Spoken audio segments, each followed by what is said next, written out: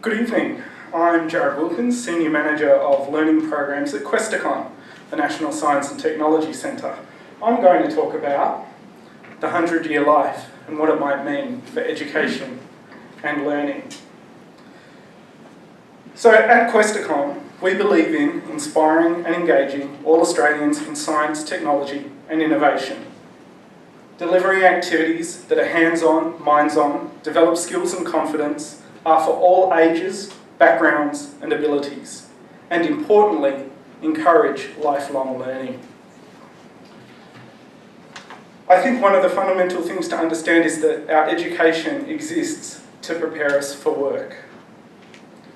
And within the last 100 years, these were actual jobs. A lamplighter, a plane listener, and a phone switchboard operator. So, what might not survive the next 100 years? Will these jobs exist? Accountants, my wife's accountant, she won't be happy to hear me saying this. Taxi drivers, and investment bankers. Not actors. Will be replaced by artificial intelligence. Now actually think about some of the films that I've seen lately. I think maybe the actors will also be replaced by artificial intelligence within the next 100 years.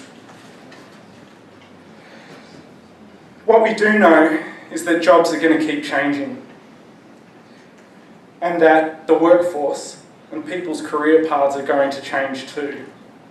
Fewer and fewer people, as we've heard previously tonight, will stay in a job for more than 5 years, let alone one for their entire working life. Only one thing can prepare us for a future that's this uncertain: education. For our population to remain competitive in the global economy, our length of engagement with education will need to increase. This chart shows the steep decline in engagement with study as we age as a population. And I expect these figures to change significantly in the next 20 years. This doesn't mean that we'll be staying full-time in schools or university degrees for a much longer period. However, there is going to be a need for adults to continue their education while they work and be formally recognised for it. And the focus is going to be on skills rather than content knowledge. The World Economic Forum recently surveyed global businesses to develop these lists of skills. And this chart contains, you may, if you have a quick look of it, notice some words correspond with some of the words that I put up about what Questacon is doing in its activities and what it is all about. That's not a coincidence.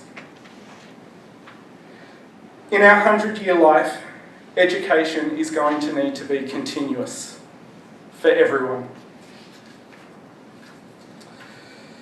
So, in respect of today's theme, here's an ambitious idea for us to continue to consider. A national continuing education scheme with a handy slogan all ready to go.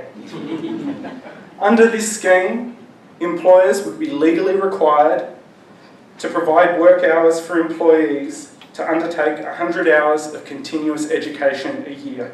We split the hours to enable business development and personal development. We make it legit, and we make sure we provide for those, not in full-time or part-time work.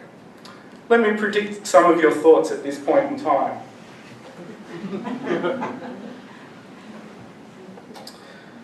So before you dismiss it out of hand, we do have something of a precedent.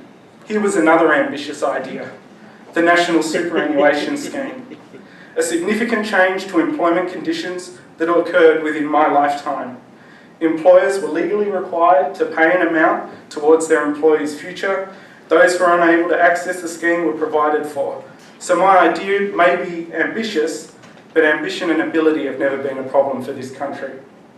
Australia, we used to be the lucky country. We branded ourselves as the clever country. Maybe it's time for us to think about ourselves as the educated country. Thank you.